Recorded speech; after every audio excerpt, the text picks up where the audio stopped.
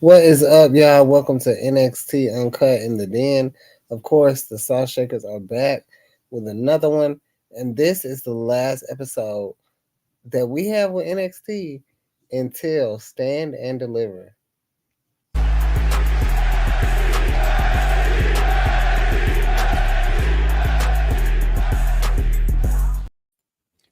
That is right, you guys. Welcome to NXT Uncut on your Tuesday nights here, man. This is our take home show for Stand and Deliver, the NXT WrestleMania of the weekend. And things definitely may have us a little prepared for what's at stake for this weekend. Nikki, how are you feeling with us going into Stand and Deliver with tonight's take home episode? I'm feeling good. I'm ready for the show. I don't really have any expectations, but yeah. What about you? I'm excited. I mean, especially with, the way that they have everything surrounding Mello and Trick. I think that whatever the outcome is going to be quite interesting. We did get some new matches added. We won't be going over or giving our predictions for those matches until Friday, where we do like a really big stand and deliver in WrestleMania prediction show on a Friday for you guys. So I'm hoping for a great show for NXT Stand and Deliver. NXT definitely they do a pretty good job with their pay-per-views and everything. So, but let's go ahead and get into tonight's show because there were some finally getting some closure to who Baron and Braun will be facing at Stand and Deliver this weekend. So we get into our final triple threat match for the number one contendership opportunity for those NXT Tag Team Championships.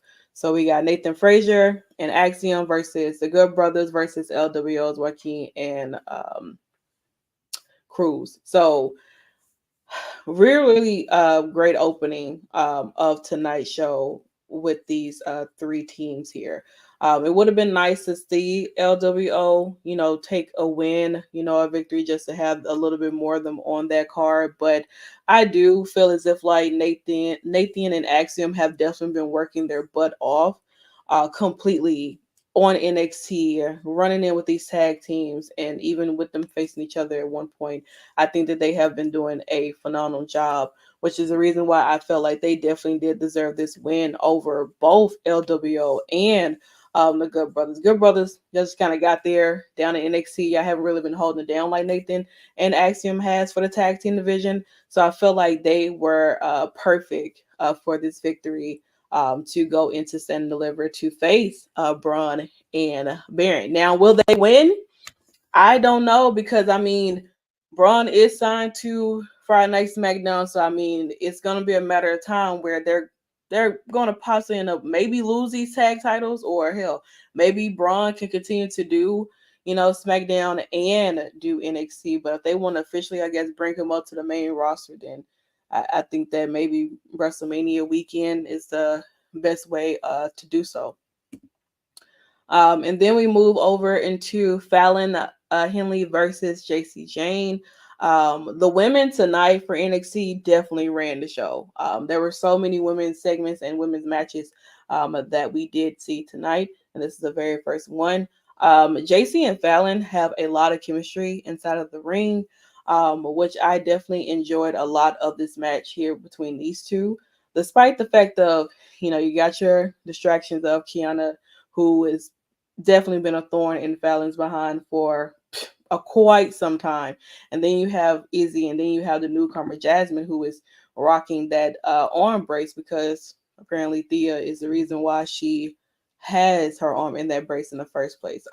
But with a little bit of distraction, JC ends up getting that victory, and she lets it be known that she's never been Thea's friend at all whatsoever. She didn't give a damn about her. Then she did everything that I said that she that she was. And she was a snake bitch. I told y'all. I said it from the jump. You cannot trust JC Jane at all whatsoever. She may have done what she did the whole calendar shoot or whatever, did everything to get to school back, blah blah. But at the end of the day, she was a snake. I told y'all she was. But she's a very clever snake. I will say that because she has her own group of girls and she's building her own faction in a sense to run NXT Women's Locker Room, and so on and so forth. So there will be a 6 woman tag match happening this weekend with JC, Izzy, and Kiana James versus Thea, Fallon, and Kalani Jordan.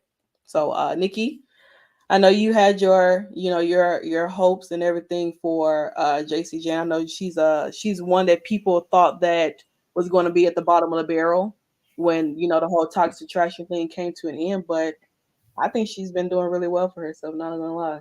And she's winning, Thea's losing.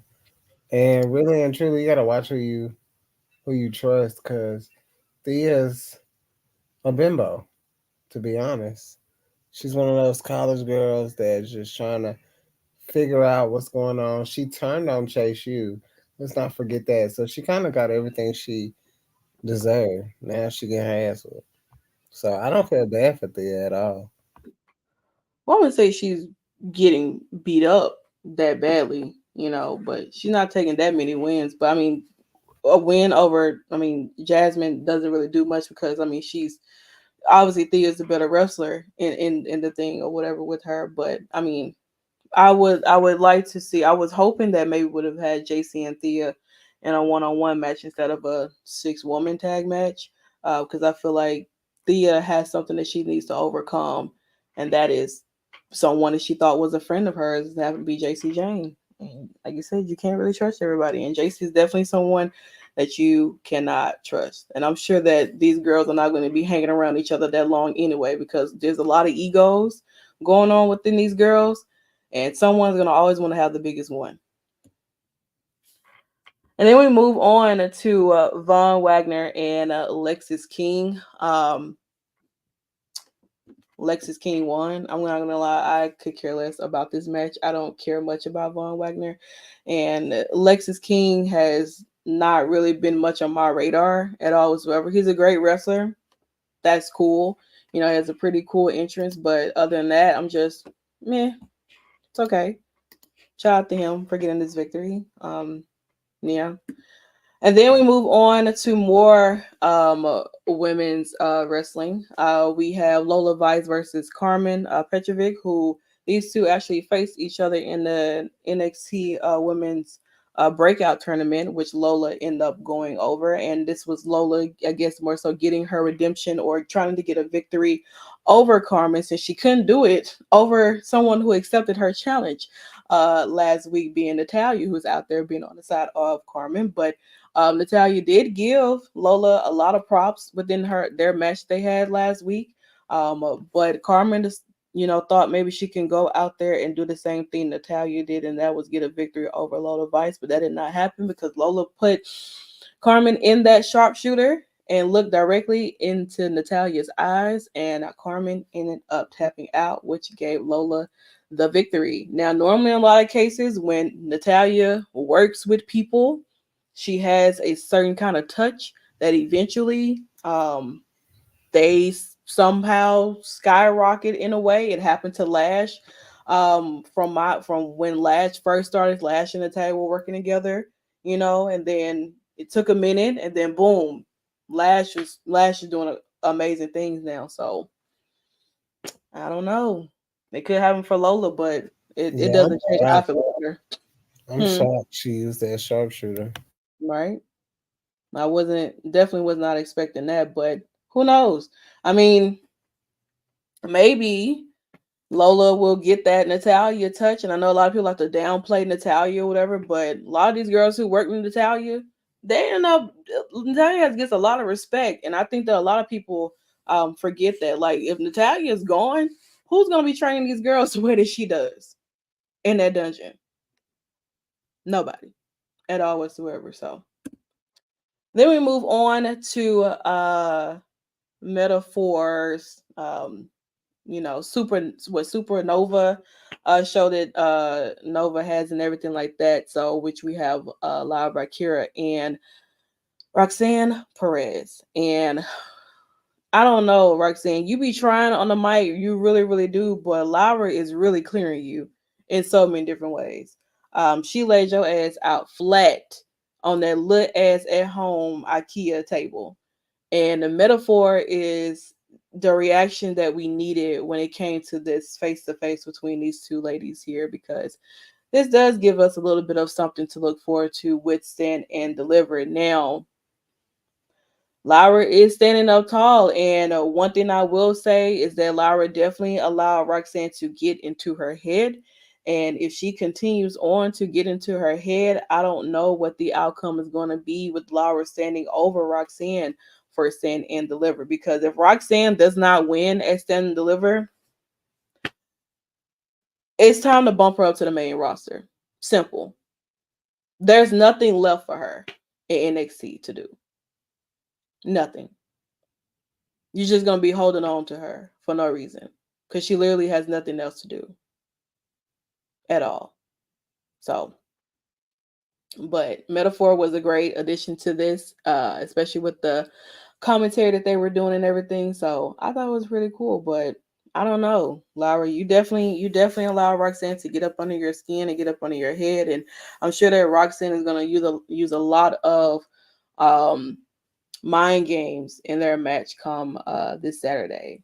Lyra did drop a lot of facts on her in that promo too. With Roxanne, she's upset because, she wants this title. You wasn't saying Lyra's like you wasn't saying anything when Becky was holding this title. You didn't say anything when Indy, won it. Like you weren't saying anything when it comes to me. Like you're all up my ass. You're all up trying to get this title back from me because you feel like you deserve it. You just like what? No, there's more to that. So I don't know. I mean, Roxanne girl, you better try to pull off the victory for Stand and Deliver. If not, it's time to go to the main roster. That's pretty much all I can say about that. And then we move on over to Oba Fima versus Joe Gacy. They've been going throughout the show, showing a lot of video packages from Dijak and Josh Briggs, the two gentlemen who will be facing Oba for the North American Championship. Now, I don't know what may have transpired in this match with him and Joe Gacy, but somehow this match ended up in no contest, and Oba, I mean, of course, he's still champion, but he ended up. I don't know. Whatever happened in this match here that caused like Joe Gacy to like not. I don't know. I don't really know what the hell happened, but whatever it was crazy because it ended up in no contest. So I don't know, but and I do know that Sean Spears did come out and hit Joe Gacy in the back with the chair too, though. So maybe that could have had something or added more to that, but I don't know. It was just a lot going on in this match here with Oba and Joe Gacy. Then we get backstage with Laura and Tatum, because Tatum is not really feeling this side that Laura was giving with Roxanne, and I think Laura is taking a lot of her frustration out on Tatum, who's been on her side. So I hope that this doesn't cause any issues when it comes to Saturday, because I know Tatum will probably try to come out there and be an assistant in any kind of way. But this could maybe be a part of the reason why Laura could possibly lose her championship, because this weird kind of left off with her and Tatum with this conversation here. And then we move on to Ariana Grace and Ryan and Sinclair.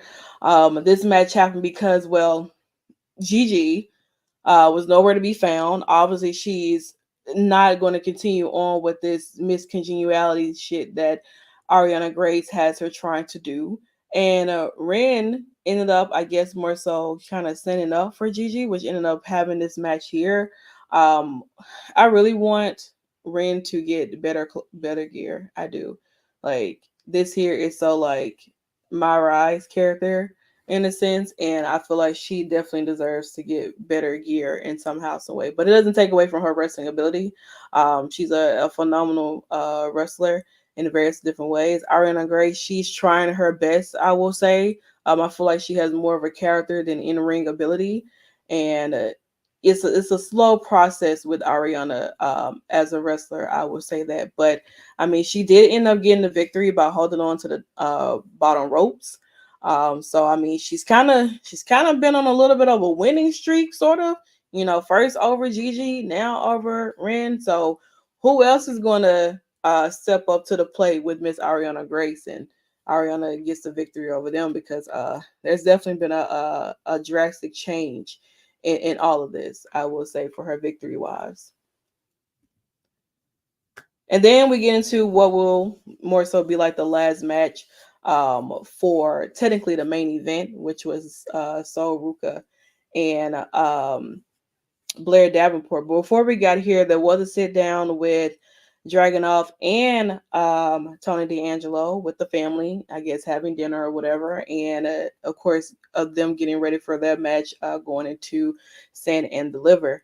But yeah, so Sol Ruka versus Blair Davenport. This was for Sol to get her revenge on Blair Davenport for literally taking her out of what was her peaking moment in NXT, and now she's having an opportunity to get that revenge back over Blair Davenport. And I mean, Blair has taken out a lot of people when she was going around being this anonymous person and doing all kinds of things. And so now she's paying the price for it. And it seems like almost everyone that she has attacked has gotten a victory over her, and including Sol Ruka. So I don't know necessarily where this goes for Blair Davenport or anything like that, but it is nice to see Sol Ruka back in the ring doing her thing. So I don't know, Blair. Like, we gotta find something else for you to do, because some it's just like every girl that's coming back that you attacked is coming back to beat the hell out of you, honestly, in so many different ways. So And Blair did just come back too. So yeah, but former champion. So Ruka's not this big star people make her out to be. She still needs to give it some time.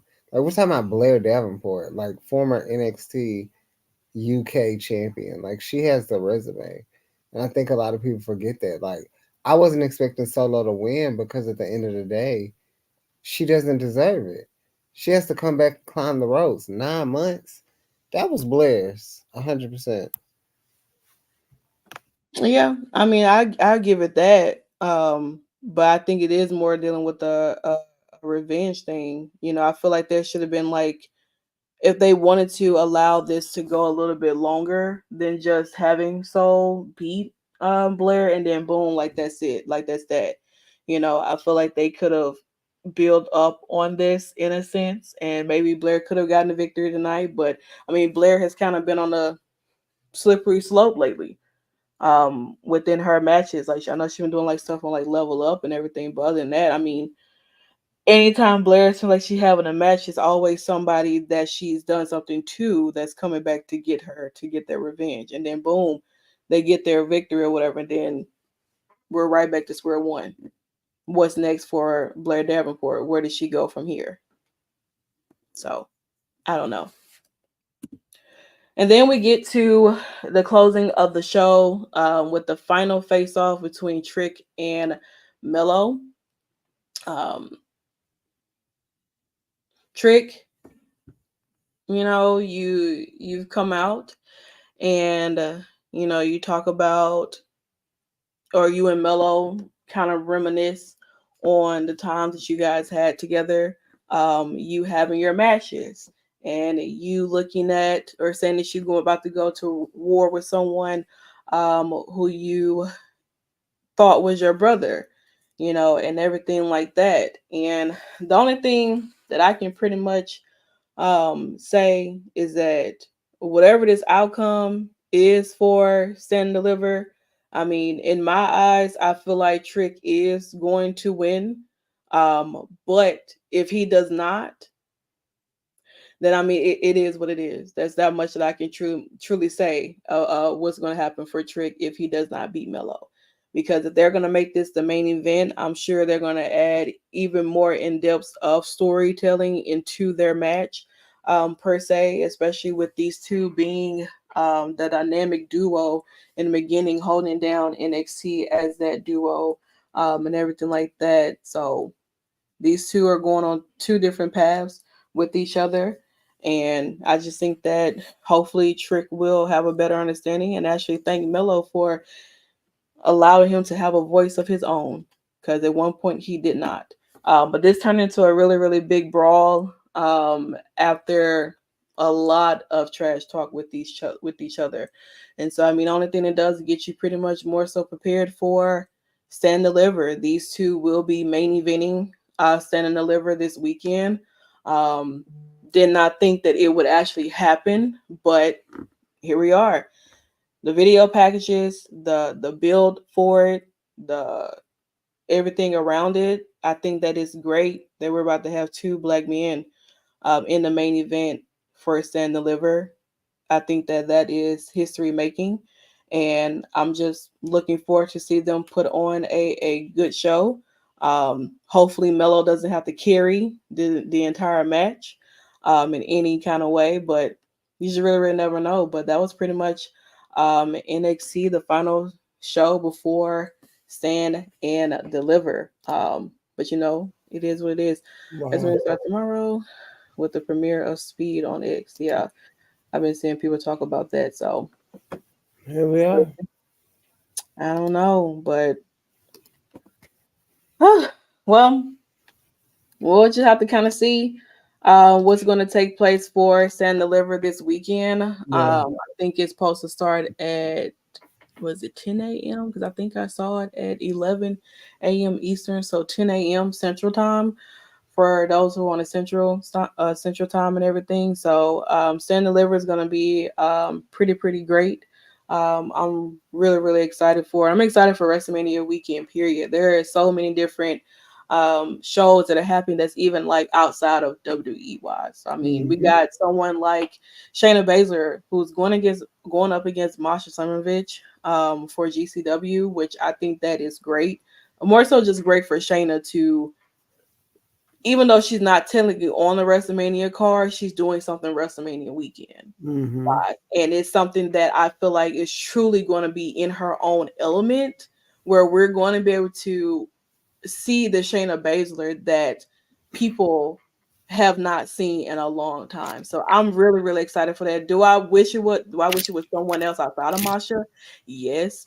But I mean, I do feel like Masha is someone who can give Shayna, I guess you can say, a little bit of that fire that she's going to get Yeah. this weekend. So I'm excited. I'm really excited for Me too. Sorry, y'all. My Wi-Fi was going in and out, so we got storms over here.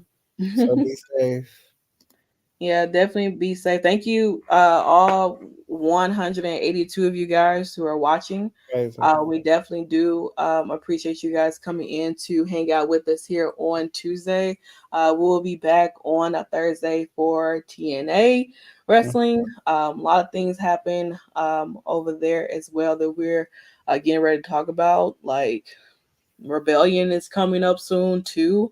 So definitely gotta get ourselves prepared for that in every kind of way. So shout out to Battleground Podcast as always for having us here. Thank you guys for always coming in and hanging out with us here in the Shakers Den. You can catch us on all social media platforms at the Shakers Den all over. Definitely come back for Thursday for TNA wrestling. Other than that, we thank you guys so much as always for coming in, and I hope you guys enjoy the rest of your night. This has been NXT Uncut in the Den, where of course it is invite only. Bye.